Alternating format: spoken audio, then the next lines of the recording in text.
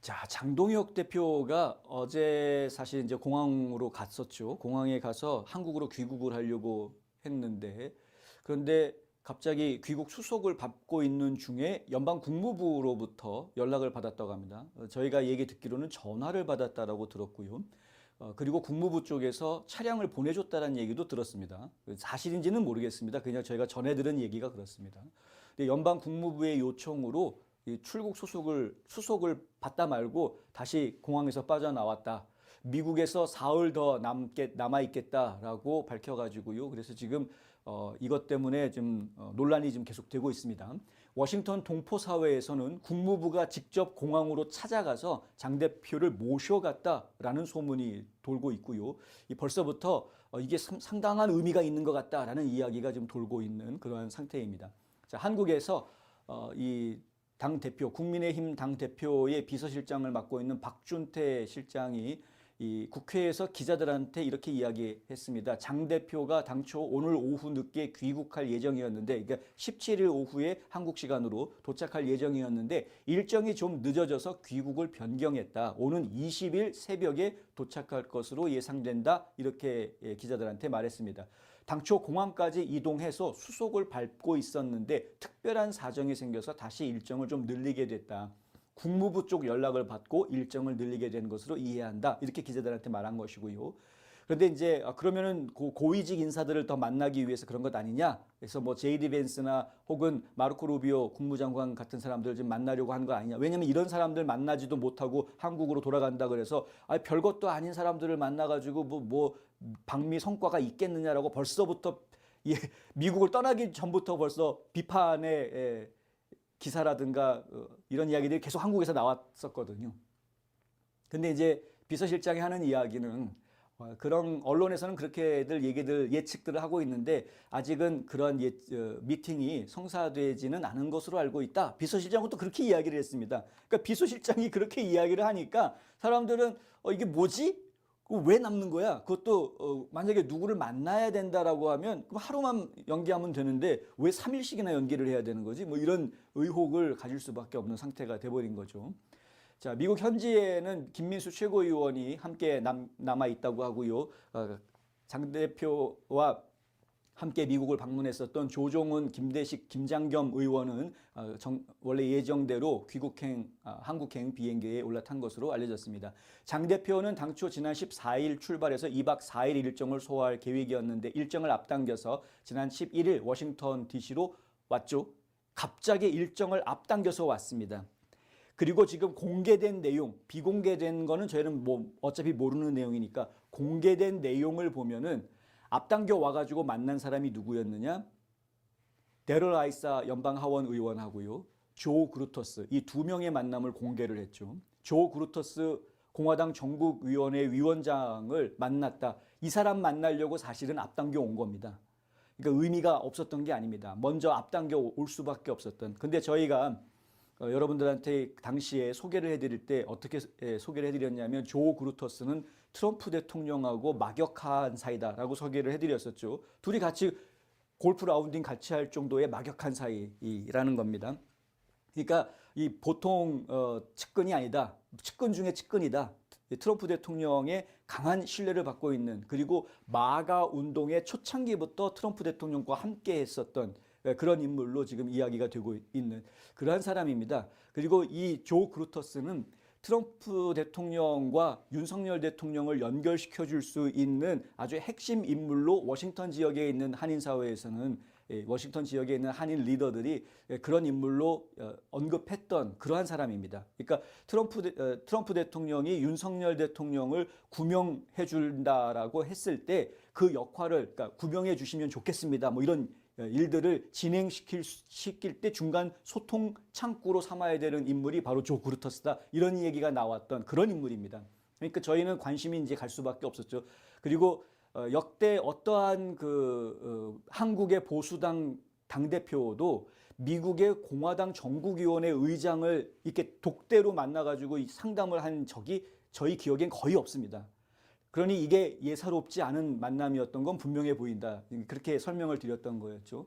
그리고 그 이후에 원래 예정되어져 있었던 14일, 15일 일정들이 진행이 됐는데 언론들에 알려지지 않았던, 언론에 알려졌던 것은 띵크탱크 중에 IRI라는 띵크탱크를 초대받아서 방문한다라는 것만 알려져 있었는데, 나중에 공개된 내용을 보았더니 헤리티지 재단도 방문을 했고, AFPI라는 아메리카 퍼스트 팔리시 인스티튜트라는 곳도 방문을 했고, 그러니까 결국은 지금 트럼프 대통령과 직결되어져 있는 세계의 핵심 보수 띵크탱크들을 다 만난 겁니다. 그래서 야, 이것도 예사롭지가 않다, 대단하다라고 이야기했고요. 처음에 초대를 받았던 것도 미국에 오게 된 계기, 언론에다가는 IRI의 초대를 받은 것으로 그렇게 설명을 했습니다만, 저희가 취재를 했더니 IRI 측에서 저희한테 답변을 해준 게, 아니 우리는 그냥 90분짜리 원탁 회의에만 초청한 거지 다른 일정은 우린 몰라 라고 이야기를 딱 잘라서 했던 거였고요. 나중에 저희가 취재를 더 하면서 알게 된 게 고위직 관료가 장 대표를 초대해서 온 것으로 그렇게 얘기를 제가 들었던 겁니다. 고위직 관료가 초대를 해서 왔다라는 것만 알았는데, 장 대표가 미국에 온 다음에 알려진 게 뭐였냐면 NSC의 초청을 받았다였습니다. 실제로 백악관 NSC에 방문을 했고요. 그러니까 NSC에 들어가서 만난 사람도 그냥 낮은 직급에 있는 사람이 아니라 이미 고위직에 있는 사람을 만났을 겁니다. 그런데 장 대표는 한국 언론들한테 보안상 누굴 만났는지는 얘기해 줄 수 없다라고 이야기를 했습니다. 이유가 있겠죠. 분명히 이유가 있을 겁니다. 자, 한국 언론들은 장 대표의 방미 기간이 늘어남에 따라서 비판과 우려가 더 커지고 있다는 데 초점을 맞춰서 보도했습니다. 그만큼의 큰 성과를 일정을 앞당겨서 갔는데 또 일정을 늦춰서 올 정도라면 그 정도로 큰 성과를 가져오지 않는 한 돌아와서 오히려 역풍을 맞게 될 것이다 라는 게 한국 언론들이 막 쏟아낸 보도 내용입니다. 이건 뭐 좌파 언론, 우파 언론은 뭘 우파 언론이라고 얘기해야 될지는 모르겠는데, 하여간 전통적으로 보수 언론이라고 이야기했던 이 언론들 지금은 싸그리 다 한동훈 언론이 돼버렸습니다만, 어쨌든 이 사람들을 다 그렇게 한마디씩 하는 걸 저희가 보았습니다. 반면에 국민의힘의 장예찬 전 최고위원은 고성국 TV에 출연을 해서 이렇게 설명을 합니다. 장동혁 대표가 백악관에 들어가서 공식적으로 국가안보회의 NSC를 만나서 이재명 정부의 외교 행보에 대해 걱정과 공감대를 나눴다. 이재명 정부에 대한 경고를 냈다라는 뜻이다. 이거는 미국 백악관이. 그러면서 이 장 전 최고위원이 하는 이야기가요, 장동혁이 외교안보 노선 정상화를 이끌어가는 걸 대한민국 언론이나 정치권에서 인정하고 싶어하지 않는다. 이렇게 이야기를 합니다. 적이라는 거죠. 적. 지금 정적인 겁니다. 정적. 예. 그러니까 인정하고 싶은 게 아닙니다. 예. 아니 지금 야당 대표가 최우방 국가라고 이야기하는 미국에 가가지고 어떤 외교적 성과를 올리고 온다. 그거 인정하고 싶지 않겠죠. 당연히 더불어민주당도 그렇고, 국민의힘당도 지금 내부적으로 지금 상당히 갈등이 심한 상황에서 특히 다시 국민의당으로 돌아오고 싶어하는 이 한동훈 일파들은 얼마나 껄끄럽겠습니까, 그게. 자, 그런데 이런 이야기까지 지적을 합니다. 이재명 정부와 껄끄러움을 감수하면서까지 백악관과 NSC의 문을 열어서 장 대표를 만나 메시지를 전달했다라는 점, 이거를 주목해라라는 거죠. 이거는 이재명 정부의 외교 노선이 미국과 차이가 많이 난다, 심각한 위기 상황이다라는 뜻이라는 겁니다. 이건 제가 하는 이야기가 아니고요. 국민의힘의 장예찬 전 최고위원이 한 이야기입니다. 이 장예찬 전 최고위원은 SBS 방송에 나가서도 패널로 출연해서 이 비슷한 논조로 이야기를 합니다. 이해해 줘야 된다라는 쪽으로. 어찌됐든 간에. 자, 참고로 말씀드리면, 그럼 장동혁 대표가 그러면은 마르코 루비오 국무장관 만날 수 있는 거냐? 저희가 오늘 이제 국무장관실 자료를 봤더니 공식 일정이 오전에 딱 하나만 잡혀져 있었습니다. 다른 나라의 제3국의 외교 인사를 영접하는 공식 일정은 딱 하나만 있었고요. 오후 일정은 아무것도 없는 것으로 되어져 있었습니다. 그러니까 만날 가능성이 없는 건 아닙니다.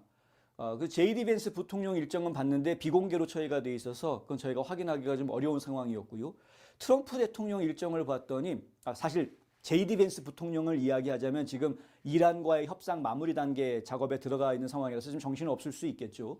트럼프 대통령 일정을 봤더니 오늘 애리조나 주에서 열리는 터닝 포인트 USA 행사에 참석해서 연설을 하도록 일정이 잡혀져 있었습니다. 근데 그것 때문에 그거 마치고 나면 백악관으로 돌아온다라고 트럼프 대통령이 트루스 소셜에다가 아예 공개를 했습니다. 애리조나 가서 터닝 포인트 USA 행사 참석하고 그리고 다시 백악관으로 돌아오겠다. 예. 그러면서 무슨 얘기를 하냐면 원래 오늘 밤 마러라고 플로리다 마러라고 해서 개최가 되는 로니 잭슨 하원 의원의 모금 행사에 참석할 예정이었었는데 여기 참석 못한다라고 미안하다라고 써놓은 겁니다. 이 로니 잭슨 하원 의원은 트럼프 대통령의 주치이기도 했습니다. 근데 오늘이 하필 또 생일이랍니다. 그러니까 생일 축하 겸 후원 모금 행사를 마러라고 해서 여는 거였는데 트럼프 대통령이 참석할 거로 예정을 했다가 갑자기 일정을 바꿔서 그쪽으로 안 가고 그냥 워싱턴 DC로 돌아가겠다라고 이야기를 하고 있는 겁니다. 무슨 얘기입니까? 여차하면 트럼프 대통령을 만날지도 모른다는 말씀을 드리는 겁니다. 아무도 모릅니다. 무슨 일이 벌어지게 될지. 네. 트럼프 대통령은 하여간 이번 주 말에 DC에 있을 겁니다. 네. 다른 데 안 가고.